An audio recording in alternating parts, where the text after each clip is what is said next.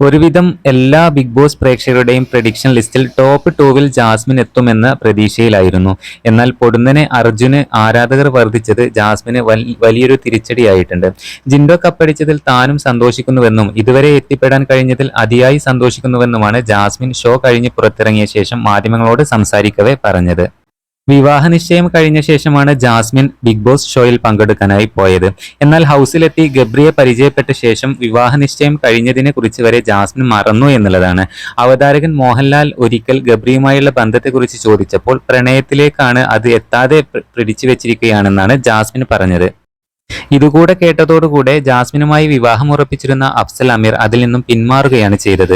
Jasmine big ബോസിലേക്ക് പോകുന്ന സമയത്ത് അഫ്സലിനെയാണ് തന്റെ ഇൻസ്റ്റഗ്രാം അക്കൗണ്ട് ഹാൻഡിൽ ചെയ്യാൻ ഏൽപ്പിച്ചിരുന്നത് എന്നും പറയുന്നുണ്ട്. എന്നാൽ അഫ്സൽ ജാസ്മിന്റെ ഇൻസ്റ്റഗ്രാം അക്കൗണ്ട് കയ്യിലാക്കിയെന്നും ജാസ്മിനോടുള്ള വൈരാഗ്യത്തിന്റെ പേരിൽ അക്കൗണ്ടിന്റെ പാസ്വേഡും ഇമെയിൽ ഐഡിയും മാറ്റിയെന്നും ചില യൂട്യൂബ് ചാനലുകളിൽ വ്യാജ വാർത്തകൾ വന്നിരുന്നു. അക്കൗണ്ട് കിട്ടാനായി അഫ്സലിനെ പോലീസ് സ്റ്റേഷനിലേക്ക് വിളിച്ചെന്നും ഒടുവിൽ കരഞ്ഞു മെഴുകി അഫ്സൽ അത് കൈമാറിയെന്ന തരത്തിലുമായിരുന്നു വാർത്തകൾ.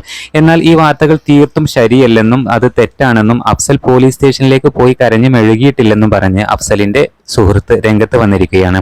പോലീസ് സ്റ്റേഷനിൽ അഫ്സലിനെ വിളിച്ചപ്പോൾ ജോലി തിരക്കായതുകൊണ്ട് അഫ്സൽ ഫോൺ എടുത്തില്ല എന്നും സുഹൃത്ത് പറയുന്നുണ്ട്. അതിനുശേഷം അഫ്സൽ പോലീസിൽ തിരിച്ചു വിളിക്കുകയും ചെയ്തിട്ടുണ്ട് എന്നും സുഹൃത്ത് പറഞ്ഞു. എന്നാൽ ഇതിനെക്കുറിച്ച് അഫ്സൽ അമീർ അവസാനമായി പ്രതികരിച്ചത് ഇങ്ങനെ: സുഹൃത്തുക്കളെ, ദയവായി ഇൻസ്റ്റഗ്രാം കമന്റ് ബോക്സ് എന്റെ ഭൂതകാലം ചർച്ച ചെയ്യാനുള്ള സ്ഥലമല്ലെന്ന് മനസ്സിലാക്കുക. രണ്ടുപേർക്കും വ്യത്യസ്ത ജീവിതങ്ങളുണ്ട്, രണ്ടുപേർക്കും ഭാവി ജീവിതമുണ്ട്. ആ അധ്യായം കഴിഞ്ഞു. ആരാണ് ശരി ആരാണ് തെറ്റ് എന്നതിനെ കുറിച്ച് വീണ്ടും വീണ്ടും ഒരേ ചർച്ച വേണ്ട.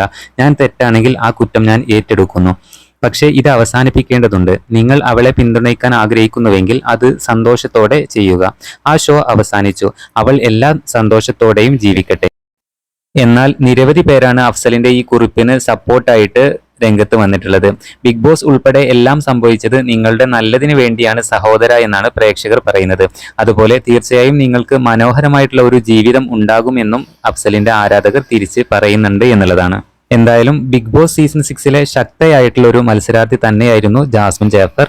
ബിഗ് ബോസ് സീസൺ 6-നെ ഇത്രയധികം ഉയരത്തിൽ എത്തിച്ചതും ജാസ്മിൻ ആയിരുന്നു.